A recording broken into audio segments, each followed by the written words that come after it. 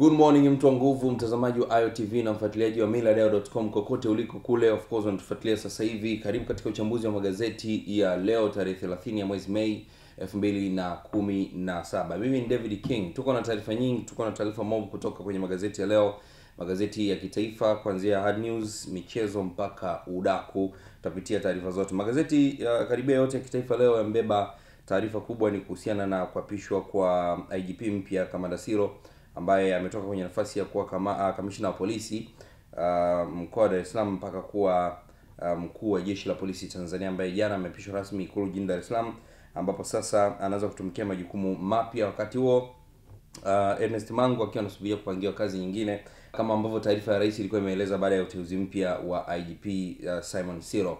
Tukipitia kwenye kiundani kwenye magazeti ya leo, gazeti Mwananchi ukurasa mbele limeandika mizigo mipya ya IGP Siro, mauaji Pwani, mauaji zaidi ya watu 30 ya viongozi wa vijiji na askari katika wilaya za Rufiji, Kibiti na Mkuranga ni changamoto kubwa kwa IGP Siro. Lakini pia kuna swala la kubambikia kesi ambalo malalamiko ya wananchi dhidi ya vitendo vya ubambikiaji kesi ni mzigo mwingine kwa kwa IGP Simon Siro. Uhusiano uliopo pia, kuna changamoto nyingine ambayo inamkabili ni kurudisha uhusiano kati ya raia pamoja na wananchi. Lakini pia kuna swala la ujambazi, ambapo kurudi kwa ujambazi wa kutumia silaha kali kumebuka ukiongozwa na ule wa kupora mabenki, mali kwenye makazi ya watu pamoja na sehemu za biashara. Kuna swala la vyama vya upinzani pia linaonekana kuwa litakuwa mzigo kwa IGP Siro, ambapo malalamiko ya vyama vya upinzani dhidi ya matumizi ya nguvu kubwa kwa wanasiasa wa upinzani. Hapa pia kumewekwa taarifa za wakuu wa polisi ambao wameshawahi kuongoza kutoka mwaka 1964 mpaka 2017, ambao ni siku ya jana, ambapo IGP Siro ameanza mamlaka mengine. Kuna swala pia la mchanga wa dhahabu waacha vumbi bungeni, nyeupe nyeusi bajeti za Magufuli bado endelea. Mauaji ya Pwani, kuna ripoti maalum kuhusiana na ukosefu wa usalama eneo la ukanda wa Pwani ipo katika gazeti hili pia. Watu 6 wachomwa kisu mgawani Zanzibar. Diamond asema atakopa mazishi ya mume wa Zari. Pacha wanaungana katika penzi mmoja. Gazeti hili pia liko na taarifa hiyo. Nikipitia kiundani taarifa ya mzigo kwa Simon Siro, taarifa inasema mkuu wa jeshi la polisi IGP Simon Siro atakuwa akitafakari mizigo mikubwa iliyo mbele yake baada ya kuapishwa jana. Lililo juu kabisa ni la mauaji ya viongozi wa vijiji pamoja na askari katika wilaya za Rufiji, Kibiti na Mkuranga mkoani Pwani. Mauaji hayo pia ndio yanatajwa kuwa moja ya sababu zilizomuondoa mtangulizi wake Ernest Mangu, ambaye ameongoza jeshi hilo kwa miaka 3 na miezi 6 tangu alipoteuliwa Januari mwaka 2014. Lakini huo utakuwa mzigo hautakuwa mzigo pekee kwa Kamanda Siro. Kurudi kwa ujambazi, malalamiko ya vyama vya upinzani dhidi ya matumizi ya chombo hicho kwa wanasiasa, na malalamiko ya wananchi dhidi ya vitendo vya ubambikiaji kesi pia ni mizigo mingine ambayo atakayoibeba IGP Siro. Siro aliteuliwa juzi kushika wadhifa huo akichukua nafasi ya Mangu, ambaye rais amesema atampangia kazi nyingine. Kabla ya uteuzi huo pia Siro alikuwa kamanda wa polisi kanda maalum ya Dar es Salaam, lakini pia aliwahi kuwa kamanda wa polisi wa mikoa ya Shinyanga pamoja na Mwanza kabla ya kuhamishwa Dar es Salaam na kuwa mkuu wa operesheni pamoja na mafunzo. Swala la mauaji ya Kibiti na Rufiji pia limechukua nafasi kubwa katika mijadala ya siku za karibuni, na chini ya uongozi wa Mangu jeshi la polisi limeweka kambi Kibiti, lakini mauaji wameua viongozi wawili zaidi na vijiji pamoja na vitongoji. Taarifa hiyo pia unaweza kuendelea kuifuatilia kupitia gazeti hili Mwananchi kwenye kurasa za ndani. Serikali ya mgomea mbunge wa Ukonga, watu 6 chomwa visu Zanzibar. Taarifa inatoka kule ikiwa inasema watu 6 wakiwemo raia wa kigeni wamejeruhiwa kwa kuchomwa na visu siku ya juzi katika mgawa wa Lokman ambao uko Mkunazi mjini Zanzibar. Kamanda wa polisi mkoa wa Mji Magharibi kisiwa cha Unguja Hassan Nazri alisema jana ofisini kwake Mwembe Madema kwa tukio hilo lilitokea saa 1:20 usiku wa juzi. Kamanda alisema mtumiwa aliyetenda tukio hilo anakadiriwa kuwa na umri wa miaka 25, ambaye hajapatikana na inadaiwa alitumia kitu chenye ncha kali kwa jeruhi. Alisema uchunguzi wa awali umebaini kwamba mtumiwa aliwachoma watu 3 ambao walifika katika mgao huo kwa ajili ya kujipatia chakula.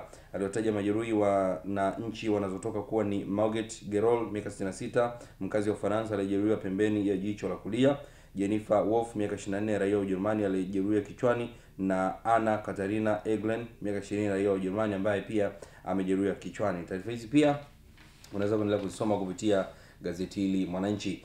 Mchanga wa dhahabu acha vumbi bungeni. Taarifa inasema sakata la mchanga wa dhahabu uliozuiwa na kwa amri ya Rais John Magufuli jana uliacha vumbi bungeni, huku mbunge wa Singida Mashariki Tundu Lissu akitahadharisha nchi kupata hasara kubwa. Mchango wa Lissu ulionekana kuchafua leo bungeni hadi waziri wa nchi ofisi ya waziri mkuu anashughulikia bunge Jenista Mwagama akaomba Lissu aamriwe kufuta baadhi ya maneno. Lissu alichangia kwa hisia kali na kutoa maneno makali dhidi ya Rais Magufuli, lakini Mwagama alisema maneno hayo ni si lugha ya kibunge kwa mujibu wa kanuni ya 64 ya kanuni za bunge. Mbunge huyo ambaye pia ni mnadhimu wa kambi ya upinzani bungeni alikubali na kuyafuta maneno hayo baada ya mwenyekiti wa bunge Musa Zungu kuamuru afanye hivyo. Hayo yalijitokeza wakati wa kuchangia hotuba ya bajeti ya Wizara ya Mambo ya Nje na Ushirikiano wa Afrika Mashariki iliyosomwa na Dr. Augustine Maiga kwa mwaka wa fedha 2017-2018. Ilionekana dhahiri vita ni kati ya wabunge wa upinzani na wale wa CCM. Kila bunge wa CCM alichangia aliyoshambulia wabunge wanaobeza uamuzi wa Rais Magufuli. Mbunge wa kwanza kuibua sakata hilo alikuwa ni God Bless Lema wa Arusha mjini kutoka Chadema. Alisema swala la mchanga litaigharimu taifa kwa kuwa Acacia wanafungua kesi Uingereza. Kwa sura ya kwanza, mgogoro huu unajenga hisia na sifa za kisiasa ndani ya nchi, lakini sura ya pili, mgogoro huu unakwenda kuwavunja moyo wa wawekezaji kuja nchini. Si tu Acacia, ukiangalia ardhi kwenye wizara ya William Lukuvi imekuwa ni sifa ya kunyang'anywa wawekezaji ardhi, jambo ambalo mbele ya safari litaifanya nchi iende kuwa kama Zimbabwe, alisema na kuongeza. Wakati Robert Rais Mugabe anaanza sera ya kunyang'anya watu mashamba na kuwakandamiza wawekezaji wa nje, alipigiwa makofi na wananchi wake kama leo tunavyopigia makofi. Ni muhimu sana mkamshauri rais. Ukiangalia swala la Acacia linapongezwa na kila mtu, lakini athari zake taifa linakwenda kuingia katika hasara kubwa kama tulivyoingia kwenye meli za samaki. Taarifa hiyo katika gazeti hili pia unaweza kwenda kusoma kupitia gazeti Mwananchi. Gazeti Nipashe lenyewe limeandika Mangu afunguka ni katika hafla ya uapishwaji wa IGP mpya Siro. Taarifa katika ukurasa wa pili. Waingiaji toka DRC kibano kikali Ebola. Utajiri wa aliyeuawa kwa risasi na mmewe upo katika gazeti hili la Nipashe ukurasa wa pili. Wabunge walizo viwanja feki. Taarifa katika ukurasa wa 4 gazeti hili Nipashe. Nikipitia kiundani, taarifa pia inasema alikuwa Inspekta Jenerali wa Polisi IGP Ernest Mangu amefunguka na kutaja changamoto kubwa aliyokutana nayo wakati wa utumishi wake wa miaka 3 kama mkuu wa jeshi hilo. Mangu ambaye pia uteuzi wake ulitunguliwa na Rais John Magufuli alikuwa mmoja wa waalikwa katika hafla ya kuapishwa kwa IGP mpya Simon Siro Ikulu jijini Dar es Salaam. Changamoto kubwa ambayo nimekutana nayo kwenye jeshi la polisi ni kupambana na uhalifu ambao kwa kweli sijawahi kuuona, alisema Mangu ambaye aliteuliwa na Rais mstaafu Jakaya Kikwete Disemba 30 mwaka 2013 na kuanza kazi rasmi Januari 2014. Mangu alimsifu IGP mpya Simon Siro kuwa ni mtu anayelifahamu vizuri jeshi la polisi, hivyo anaamini kuwa atafanya kazi zake kwa ufanisi mkubwa. IGP mpya ni mzoefu katika jeshi la polisi na anafahamu mambo mengi, hivyo hatapata kazi sana kupambana na mambo hayo. Ingawa taarifa za Ikulu za juzi haikutaja sababu za kuondolewa kwa kazini kwa Mangu ambaye atapangiwa kazi nyingine, wachambuzi wa masuala ya usalama wanasema kwamba inawezekana kwamba imetokana na wimbi la mauaji ya askari pamoja na raia mkoani Pwani ambalo pia linaelekea kukosa ufumbuzi. Taarifa hizi ziko katika gazeti la Nipashe. Ukurasa wa pili kuko na taarifa kuhusiana na utajiri wa aliyeuawa na kwa risasi na mume wake.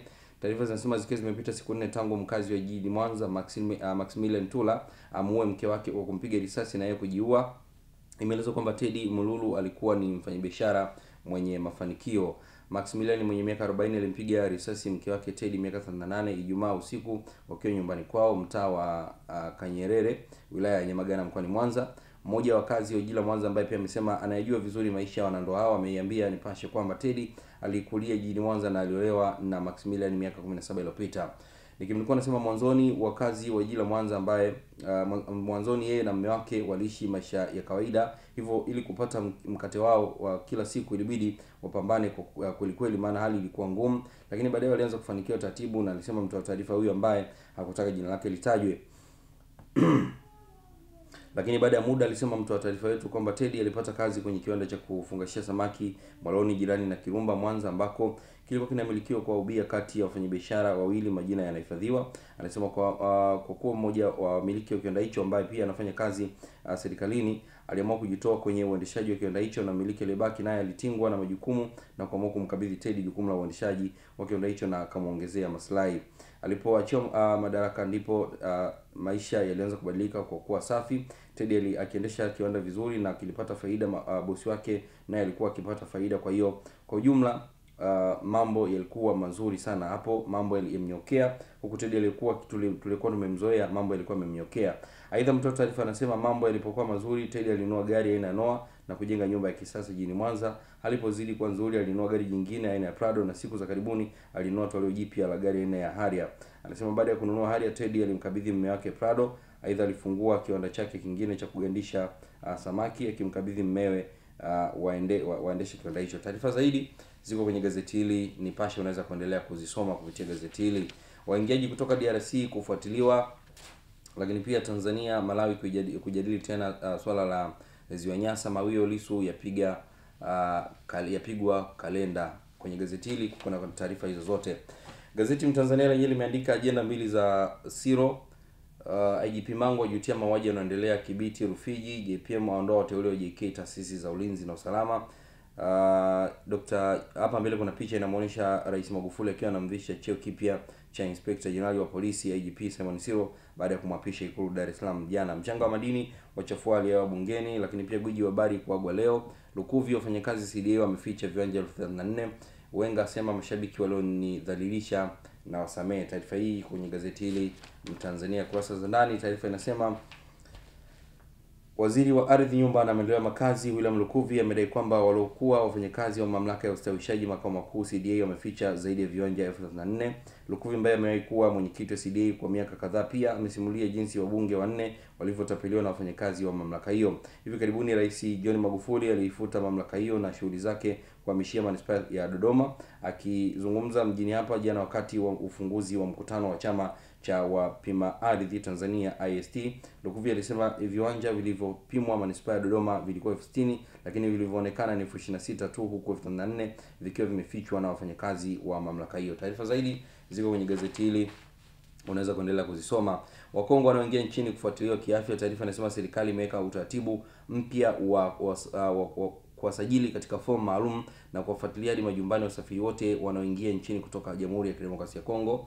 Waziri wa Afya, Maendeleo ya Jamii, Jinsia, Wazee na Watoto Ummy Mwalimu amesema jana kwamba utaratibu huo mpya umelenga kufuatilia mwenendo wa hali za afya kutokana na mlipuko wa Ebola nchini humo ulioripotiwa na shirika la afya duniani WHO Mei 21 mwaka huu. Ummy amesema hadi sasa watu 43 wamegundulika kuugua na wamefariki dunia nchini humo. Lakini pia nikimnukuu anasema wananchi wasio na hofu, Ebola haipo nchini, tunafuatilia kwa ukaribu na tumeimarisha mifumo ya ukaguzi. Lakini wasafiri wanaotoka Kongo naomba wajue hatua hii inalenga hailengi kuwabagua, bali tunataka kulinda afya za Watanzania. Watapimwa joto lao la mwili na watasajiliwa katika fomu maalum itakayotuwezesha kufuatilia kwa karibu, kwa sababu mtu anaweza kupimwa mara ya kwanza asionyeshe dalili. Tunataka kuchukua tahadhari, alisema Waziri Ummy ambaye ni waziri wa afya.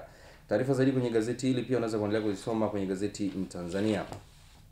Gazeti Jamhuri ukurasa mbele liko na taarifa kuhusiana na mapya Mfika Muongo wiki hii kuchezea kichapo mikononi mwa polisi. Bunge laandaa jambo zito kumsaidia Magufuli. Profesa mjibu rais jinsi alivyopata uprofesa.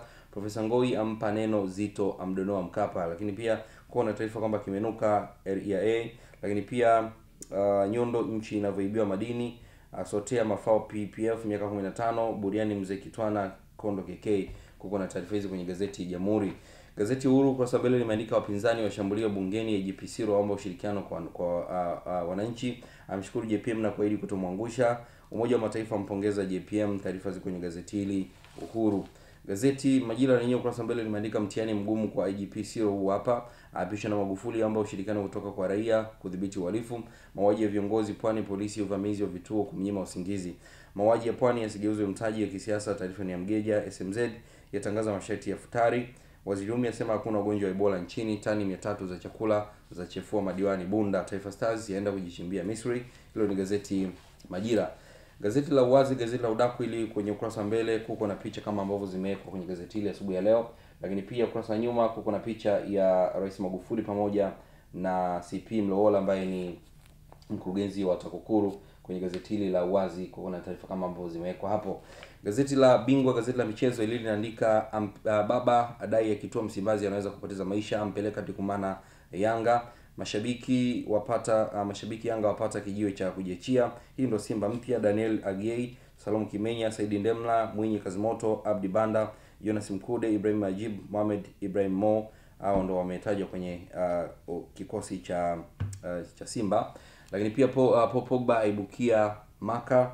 Siri nzito benchi la fundi Serengeti Boys. Hilo ni gazeti la Bingwa. Ukurasa wa nyuma limeandika Boateng Singoki Bayern Munich, Pogba aibukia Maka. Wenga kiboko bwana, hatukuelewi. Hawa ni mabosi wa Man City wamcharukia Guardiola, wamtaka Johat arudi. Ronaldo bonge alifukuzwa Madrid, lakini pia Totti nilikuwa naogopa kustafu. Hizi ni taarifa kwenye gazeti hili la Bingwa. Gazeti Mwanaspoti lenyewe ukurasa mbele limeandika Simba sasa yambakiza ngoma Dar es Salaam. SportPesa Juni 5 Yanga versus Tusker saa 10 jioni. Taifa pale mashabiki 60 kutazama mechi hiyo. Hawa wakitua tu mmekwisha. Msimu wa ajali wa Mtesa Mkude. Wenga Conte Jose Mourinho waibuka na mtego wa Mastaa. Mzungu achomoa vichwa Simba Yanga. Lakini pia kwa nyuma gazeti Mwanaspoti limeandika kwa heri mfalme Francesco Totti ang'oka Roma baada ya miaka 24. Hapa anaonekana akiwa amebebwa na mashabiki wa klabu hiyo. Naam, magazeti ya kimichezo asubuhi ya leo na tukamilishia uchambuzi wa magazeti kutoka IOTV na millardayo.com. Taarifa zote hizi unaweza kuendelea kuzifuatilia kupitia kurasa zetu za Facebook, Instagram pamoja na Twitter kupitia jina la Millardayo. Lakini pia usisahau kusubscribe kupitia YouTube channel ya Millardayo kuzipata taarifa hizi zote kila wakati zinapotufikia. Mimi ni David King, hii ni IOTV.